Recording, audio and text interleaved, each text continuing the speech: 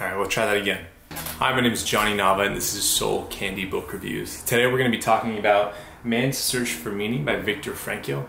And this is a special book for me, not only because it's done so much for me in my life and because it's given me so much wisdom, but this is actually the only book that I've ever read that was recommended to me by a celebrity. So funny story, a couple years ago I was working at a law firm. One of the clients came in and he saw me reading Meditations by Marcus Aurelius, which piqued his interest, so we started talking about books. I recommended him a couple, he recommended me a few, and before he left he said, hey, you know what, you should really read Man's Search for Meaning by Viktor Frankl. I think for someone your age it would benefit you a lot. And so I ended up taking him up on it, and it ended up being a fantastic read and something that really did benefit me a lot. This man's name was Jordan Peterson. I don't agree with a lot of what he has to say about social politics, but he does have some good stuff. I ended up reading his book too, and he gave me one hell of a good book recommendation, so I gotta be thankful for that.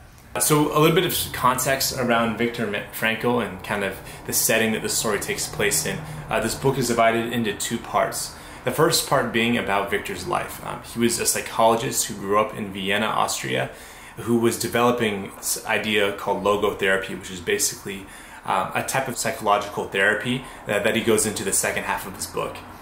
Prior to the events of World War II, his parents had kind of seen the writings on the wall, and as Austrian Jews, they were kind of scared of what might happen to them. And so they were able to arrange for Viktor to go study in the United States in order to escape a lot of what would eventually end up happening. Unfortunately, Viktor decided that he wanted to stay and protect his family, make sure that they were okay, and ultimately they all ended up being deported into a concentration camp known as Auschwitz, which is really where most of the book does take place. Now, the first half of the book is really about Viktor's experience in Auschwitz and really the lessons that he learns from his time there.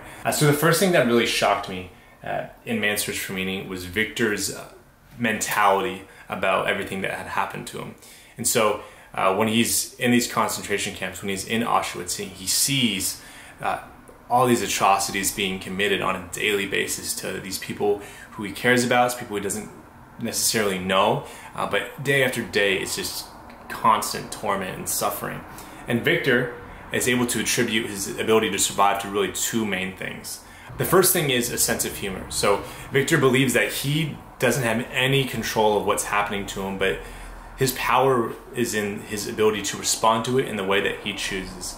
And so there's various times in the book where he's confronted with a really ugly reality, and Viktor is able to spin it and respond in humor. One of the examples he gives is when he's getting soup, he jokes about how they would kind of cross their fingers and hope that they got vegetables at the bottom of the soup bowl. There's another point in time where he talks about them being in the showers and having shaved heads and all really looking the same, but still being able to find the ability to kind of tease each other and make fun of each other. And so I think this is a really powerful idea because I think people underestimate the power that humor has, especially in terms of dealing with trauma. Because I think one thing that Viktor discovered is that humor is really a way to take the power back in these situations, because as I mentioned before, and as Viktor could tell you, he had absolutely no control of what was happening to him. The only thing that he could control, a little Nietzsche book fell behind me. This Friedrich Nietzsche book just kind of fell behind me on accident, and I'm probably going to talk about him soon.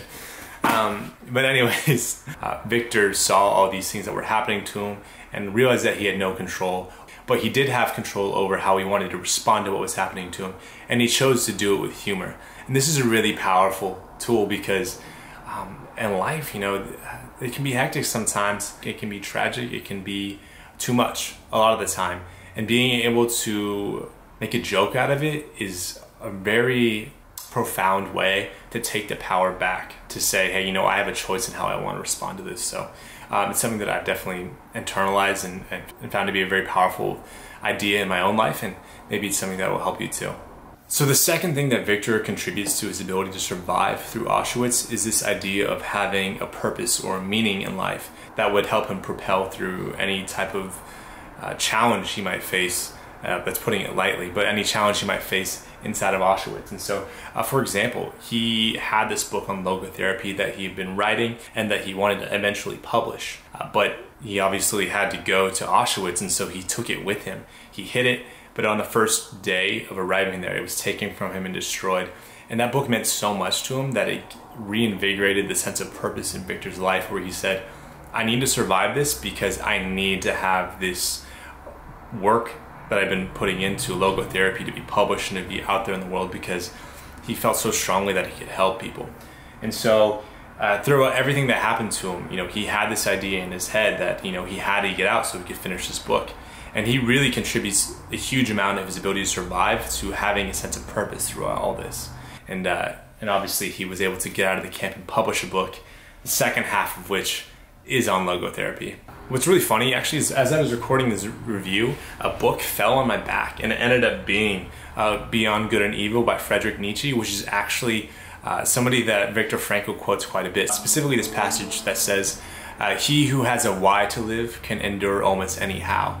And that's just, tying it back to, if you have a reason to live, you can endure almost any type of feeling or any type of thing that comes into your life that gives you a reason not to live. So the second half of Man's Search for Meaning is about logotherapy, his philosophical and psychological therapy that he developed both outside of Auschwitz as well as, one could argue, inside. I feel like if I were to try and dissect it down to its basic ideas and all of its basic ideas, then I would be really doing it a huge disservice. And so I'm just going to stick to a few ideas that really impacted and resonated with me, and maybe you'll find that they resonate with you too. So the second half of the book is filled with a lot of interesting concepts.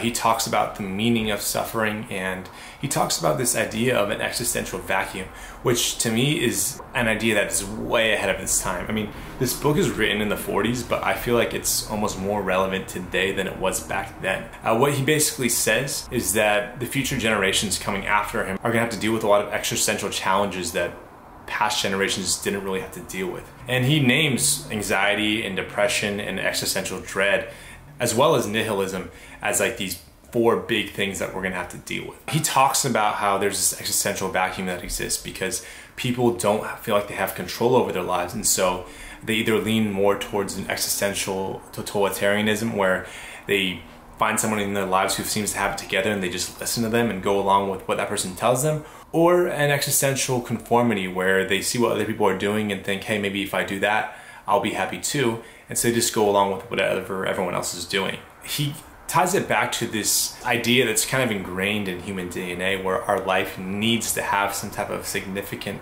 existential purpose. But what he tries to remind the reader is that that's ultimately up to you to choose. And so when we're faced with these huge philosophical questions that we all ask ourselves, like, what is the meaning of life? What am I doing here? What am I about? I think Viktor's response would just be to ask you the same questions right back. Because at the end of the day, it's ultimately up to you. Like, you get to choose what you're about, and that's a very beautiful and very powerful thing. Towards the end of his life, Viktor spent a lot of his time educating people about logotherapy, and in one of these situations, he found himself in a college class where he was teaching people about this, and he asked them to take out a pen and piece of paper where they would write down what they thought the meaning of their lives were. At the end of the class, he just told them to take the paper home, but he asked if there was anybody who wanted to guess what he had written down. And there was a girl who raised her hand and said, I think the meaning of your life is to show other people the purpose of theirs. And Viktor smiled because this is exactly what he had written. Alright, so if you made it this far, thank you so much for watching. If you liked it, please like it. It just helps me know that there's somebody out there who finds value in this content and the time that I have to put into writing these reviews. So thank you for that. Also, because this is my first video, I would like to buy somebody a copy of Man's Search for Meaning, because I think it's really an important book, and if I could help somebody else discover it, that would mean a lot to me. And so I'll tell you what, the first person to like and subscribe to this video, send me a private message, and we'll work out a way where I can get you a copy of this book on the house. Please take me up on it. I'm being serious. But until then, hope you stick around for more videos, and I hope to see you next time. Thanks.